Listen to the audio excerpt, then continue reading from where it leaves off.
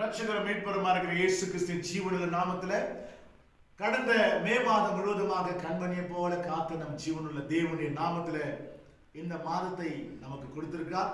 இந்த புது மாதம், இந்த மாதத்துல மாத பிறப்பு நாளும் வாரத்தின் முதல் நாளமாக இருக்கிற இந்த நாளிலே கர்த்தருடைய வார்த்தை இந்த மாதம் முழுவதுமாக உங்களுடைய வாழ்க்கையில நிறைவேறும். இந்த பிள்ளைகளே, அவர் சொன்ன ஒரு வார்த்தை இன்றைக்கும் பலிக்கக்கூடியதா இருக்கிறது. 1 ராஜாக்கள்ல 6ஆம் அதிகாரம் 13ஆம் வசனம் இப்படியாக சொல்கிறது, இஸ்ரவேல் புத்திரர் நடுவிலே வாசம் பண்ணி என் ஜனமாகிய இஸ்ரவேலை கைவிடாத இருப்பேன் என்றார். அல்லேலூயா. பாருங்க, இயேசுவை சொந்த ரட்சகராக ஏற்றுக்கொண்ட பிள்ளைகளுக்கு இந்த வாக்குத்தத்தம் என்னவென்றால், நீங்கள் இஸ்ரவேலர்கள், ஆபிரகாமுடைய சந்ததியில் இணைக்கப்பட்டு இஸ்ரவேலர்களா இருக்கீங்க. இந்த வார்த்தை இன்றைக்கு உங்களுடைய வாழ்க்கையில நிறைவேறக்கூடியதா இருக்குது. நீங்க எந்த காரியத்தை செய்ய போனாலும் ஒரு காரியத்தை நினைச்சு கொள்ளுங்க, நான் இஸ்ரவேலன், என் நடுவில் தேவன் இருக்கிறார் என்பதை உறுதியாக பற்றி கொள்ளுங்க. இஸ்ரவேலே, உன் நடுவில் நான் இருக்கிறேன் என்று சொல்லுகிறார். பிறகு நான் உன்னை விட்டு இஸ்ரவேலை கைவிடுவதில்லை, என் ஜனமாகி இஸ்ரவேலை கைவிடுதல் என்று சொல்லுகிறார். என் தேவ பிள்ளைகளே, இப்படியாக நம் தேவன் நமக்கு கொடுத்திருக்கிற வாக்குத்தத்தம் என்னவென்றால், அவர் உங்க நடுவில் இருந்து உங்களை கைவிடாத தேவனா இருக்கிறார். இன்றைக்கும் அவர் மாறாதவராக இருக்கிறார். இஸ்ரவேல் ஜனங்களை 40 வருஷம் வனாந்திர பாதையில கரம் பிடித்து நடத்துகிற தேவன், அவர்கள் நடுவில் இருந்த தேவன், அவர் நடுவில் இருந்து கரம் பிடித்து நடத்தின அதே தேவனை இன்றைக்கு உங்களுக்கு தேவனாக்கி கொண்டிருக்கிறீங்க. இந்த தேவ பிள்ளைகளே, அவர் சொன்ன வார்த்தைகள் ஒரு காலம் நிறைவேறாமல் இருக்காது. நீங்கள் அதை ஏற்றிக்கொண்டீர்களா, அது நிறைவேறும். அடுத்ததாக என்ன சொல்லுது பாருங்க, உபாகமம் புஸ்தகம் 31ஆம் அதிகாரத்தில் 6ஆம் வசனத்தில் சொல்லுகிறது, உன் தேவனாகிய கர்த்தர் தாமே உன்னோடு கூட வருகிறார், அவர் உன்னை விட்டு விலகுவதும் இல்லை, உன்னை கைவிடுவதும் இல்லையா. நீங்கள் நம்புகிற தேவன் உன்னை விட்டு விலகுவதும் இல்லை, உன்னை கைவிடுவதும் இல்லை. அதே அதிகாரத்தில் 8ஆம் வசனம் எப்படியாக சொல்லுது, அவர் உன்னோட இருப்பார், அவர் உன்னை விட்டு, நீ பயப்படாதே, திகையாதே, தயங்காதே, நான் உன்னோட கூட இருக்கிற போது நீ எதுக்கு பயப்படுகிற என்று சொல்லுகிறார்.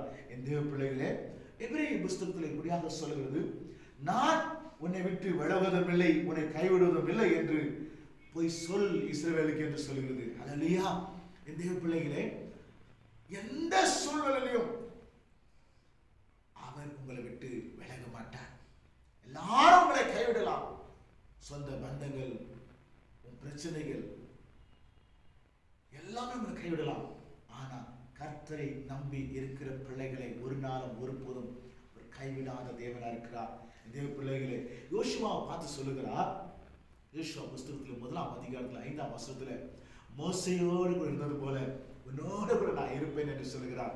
இன்றைக்கு உங்களை பார்த்து சொல்லுகிறார், நம்மை பார்த்து சொல்லுகிறார், யோசுவாவோடு இருந்தது போல இன்றைக்கு உன் நடுவிலே நான் வாசம் செய்து கொண்டு உன்னோடு கூட இருப்பேன் என்று சொல்லுகிறார்.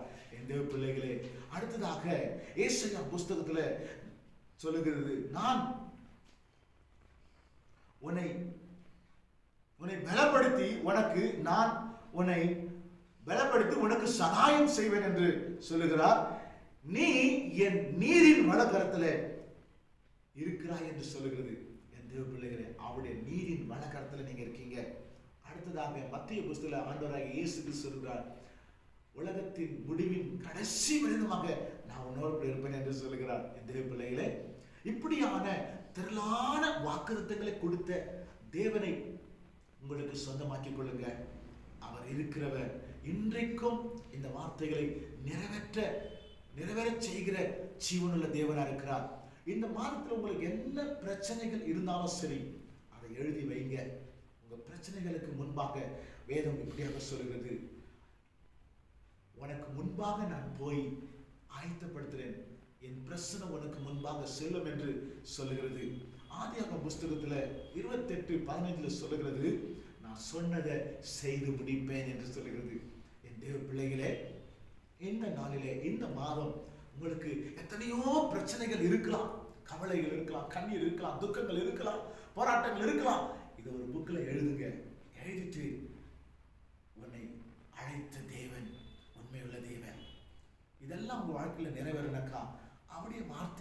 கீழ்ப்படிந்திருக்கிறோமா? அவருடைய பிரமாணங்களை நம்ம கடைபிடிக்கிறோமா? அவருடைய ஓய்வு நாளை நம்ம ஆசரிக்கிறோமா? அப்படியெல்லாம் நம்ம கரெக்டா இருந்தாதான் உங்களுடைய கையின் பிரயாசத்தை கர்த்தருக்கு செலுத்துகிறீர்களா? அவருடைய வார்த்தையை நீங்க கன்சீவ் பண்ணுகிறீங்களா? எடுத்துக்கொள்கிறீங்களா?